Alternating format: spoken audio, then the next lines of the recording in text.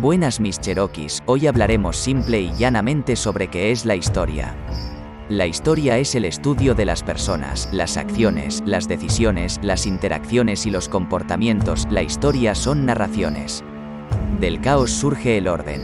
Buscamos comprender el pasado determinando y ordenando hechos, y a partir de estas narrativas esperamos explicar las decisiones y procesos que dan forma a nuestra existencia.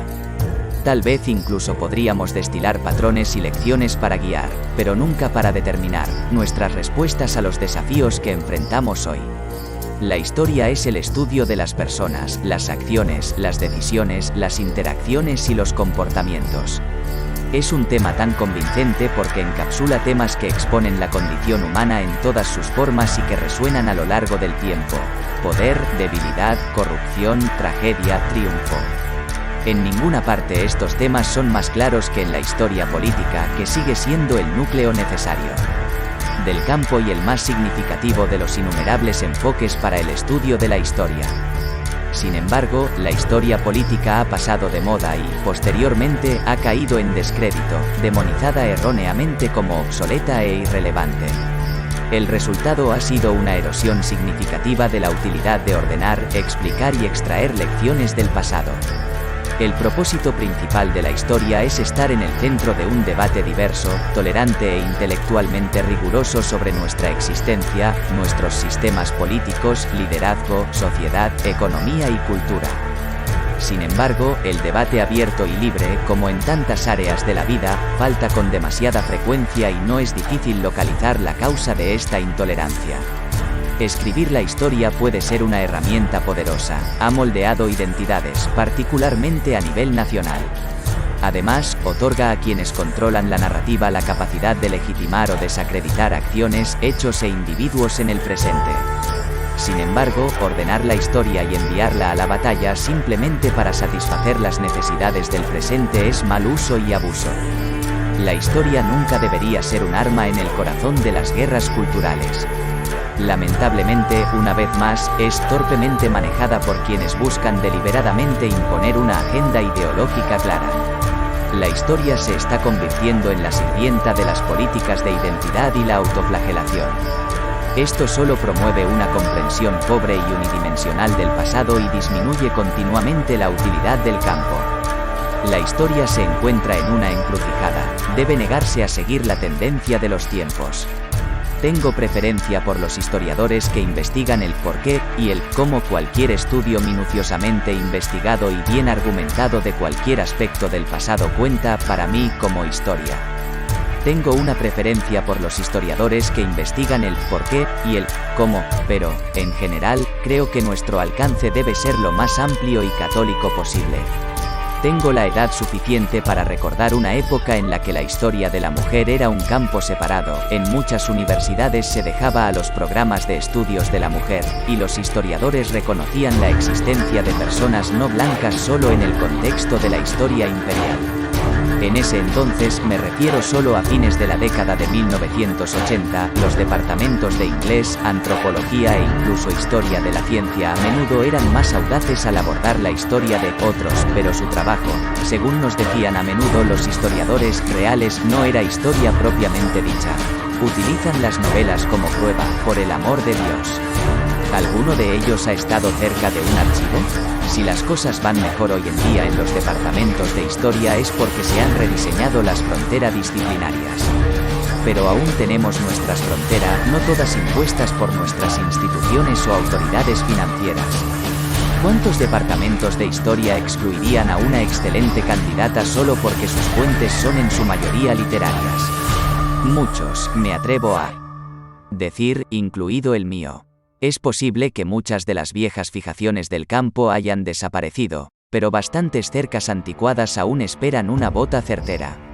La historia política, económica y social son, sin duda, esenciales. Así es la historia de Europa y América. Pero no son el alfa y el omega de la historia como disciplina.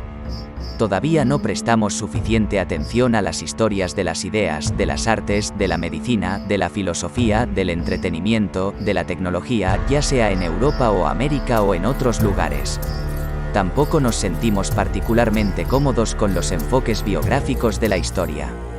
Ninguno de estos temas potencialmente enriquecedores puede abordarse a menos que desechemos nuestra ecuación atávica del archivo con una colección de resmas de papel amarillentas. No será fácil desalojar a este ídolo, pero me gustaría esperar que las próximas generaciones de historiadores lo destruyan con mayor convicción que la mía ha sido capaz de reunir. La historia es fundamentalmente una disciplina de resolución de problemas. Marcus Colla, profesor departamental de Historia Europea en Christ Church, Oxford. Aunque han pasado casi 60 años desde que Carr planteó la pregunta por primera vez, los estudiantes universitarios siguen encontrando mucho que descifrar en sus respuestas. De hecho, el libro de Carr de 1961, What is History?, ha disfrutado de una vida útil más larga que la mayoría de las obras de historia real. Pero es un dato curioso que ¿qué es la historia? Sigue siendo una referencia para profesores y estudiantes de todo el mundo. Después de todo, gran parte del argumento de Carr y los debates a los que estaba contribuyendo podrían parecernos ahora, mientras intentamos responder la pregunta, como curiosamente arcaicos.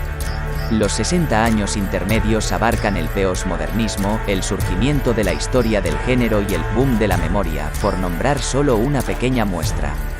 Los estudiantes de hoy habitan un universo intelectual completamente diferente. Las ideas de Carr claramente resuenan más con nuestra sensibilidad contemporánea que las de sus detractores, quienes permanecieron comprometidos con la idea de un historiador objetivo libre de todas las suposiciones actuales. Por el contrario, Carr vio la historia fundamentalmente como una disciplina de resolución de problemas. Los historiadores no solo deberían despojarse de la ilusión de que de alguna manera podrían estar fuera del mundo en el que viven, argumentó. De hecho, deberían aceptar el hecho de que el estudio del pasado podría orientarse a las necesidades del presente. Uno puede ver inmediatamente el atractivo de tal argumento hoy. En un mundo académico donde las humanidades están bajo mayor presión que nunca para justificar su importancia, estudiar el pasado por el pasado ya no es suficiente. Pero no creo que esta sea toda la historia. Más bien, siento que la fascinación perdurable por Carr refleja algo mucho más fundamental en la forma en que vemos la relación entre el pasado y el presente. Por ejemplo, seguramente estamos menos inclinados que las generaciones anteriores a exigir dicotomías rígidas entre historia por un lado y memoria o patrimonio por el otro. Además, somos más democráticos en cuanto a quién creemos que pertenece la historia, quiénes del pasado influyen y quiénes en el presente pueden beneficiarse de ella. Cada historiador verá la relación entre el pasado y el presente de manera diferente. Pero fue el gran logro de Carr identificar las tensiones de esta relación como el motor mismo de la disciplina misma. Una forma de intentar responder a esta pregunta es preguntarnos para qué y para quién son las historias. Un punto de partida común podría ser que las historias son útiles para decirnos cómo llegamos aquí. Tales historias pueden tomar la forma de relatos de origen, de relatos relativamente lineales y tal vez teleológicos, por ejemplo, cómo llegamos a organizar nuestras sociedades y sistemas políticos de la forma en que lo hacemos ahora, o, como dice el dicho apócrifo, una serie de lecciones de las que aprender para evitar la ignominia de la repetición. Tal comprensión de la historia oculta en sí misma una posibilidad más emocionante y tensa, aunque no necesariamente antitética. Así como podemos mirar al pasado para comprender mejor las innumerables y complicadas formas en que nuestro mundo actual llegó a existir, los historiadores también podrían fijarse la tarea de iluminar mundos no realizados y otros presentes que podrían haber existido. Tales historias, de manera contraria a la intuición, nos ayudan a comprender mejor nuestros propios tiempos, ya sea al subrayar la contingencia del mundo que nos rodea o, según su perspectiva, el poder perdurable de las estructuras responsables de cerrar esos otros caminos. Este tipo de historias requiere prestar atención y a menudo recuperar y reconstruir narrativas y perspectivas que se han perdido en los relatos históricos dominantes. Mi propio trabajo se ha centrado en revoluciones fallidas y visiones políticas fallidas a principios del siglo XX. En términos más generales, podríamos considerar que es una tarea fundamental de la historia revelar la complejidad y la pluralidad con la que convivieron las personas en el pasado. Tales historias pueden demostrar cómo las personas han pensado y se han relacionado de manera diferente con el mundo que les rodea, incluidas otras formas de registrar sus ideas y experiencias. Gran parte de este terreno solía ser marginal a la historia propiamente dicha. Gandhi lo notó en 1909 cuando descartó la historia convencional como un simple registro de guerra. Al recuperar lo que ha sido subsumido y olvidado, por ejemplo, las tradiciones disidentes radicales que fueron ahogadas o los movimientos de resistencia anticolonial que fueron derrotados, la historia podría, en cambio, servir a fines mucho más emancipatorios y abrir espacios de posibilidad crítica e imaginativa para nuestro propio tiempo. Hasta aquí el tema de hoy. Más adelante explicaremos las ciencias en las que irá dividido las temáticas del canal. Suscríbanse y gracias mis Cherokees.